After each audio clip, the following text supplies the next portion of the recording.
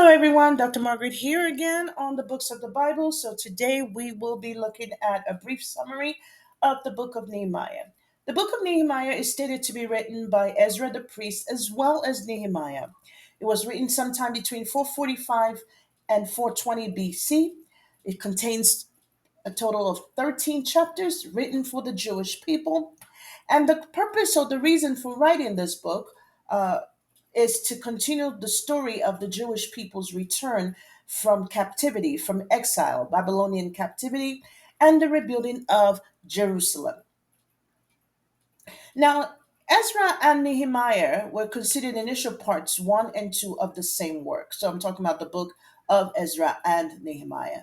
Because together they share the story of God restoring his people to himself and keeping his promise to them, as mentioned in the book of Deuteronomy, chapter 30. Nehemiah is the main character in the book named after him.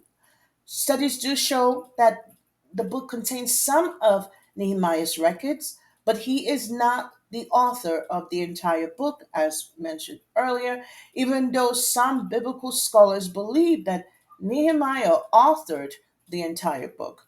The book of Nehemiah continues from where the book of Ezra left off, which makes sense considering Ezra the priest and scribe was recognized as the author according to tradition. Now, in the book of Nehemiah, the return of the Jewish people from exile was highlighted in chapters 1 and 2, followed by the rebuilding of the temple in chapters 3 through 6, and the work of Ezra in chapters 7 through 10. In chapter 13, it reveals how diligently Nehemiah worked to guide the people back to the law of Moses. Nehemiah recorded the building of the wall of Jerusalem. Ezra and Nehemiah did work together to reconnect the people with the law of Moses, which was God's law. So reconnect the people back to God's law. Now, just a little bit about Nehemiah. Nehemiah was a Jew. He was born in Persia and raised in exile. Word did get to him that the temple in Jerusalem was being reconstructed. Like Ezra, the Persian king Artaxerxes permitted him to return to Jerusalem to rebuild the city, and there he became governor.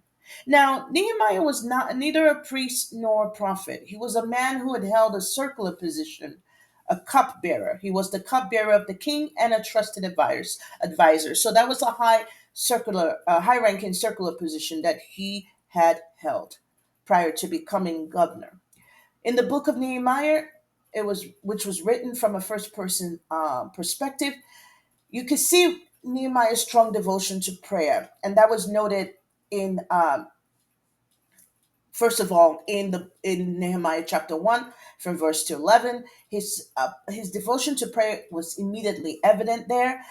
He fasted, he prayed for several days fervently, seeking God's intervention. His deep love for God is demonstrated not only in chapter 1, but also in chapter 2 and in chapter 9, which in chapter 9 was even more profound. It was more, his prayers were even more in depth.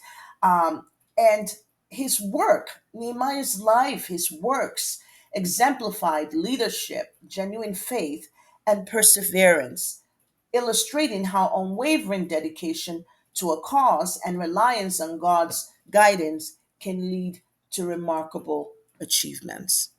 And so here we end a brief summary of the book of Nehemiah, and we will continue next time with the book of Esther.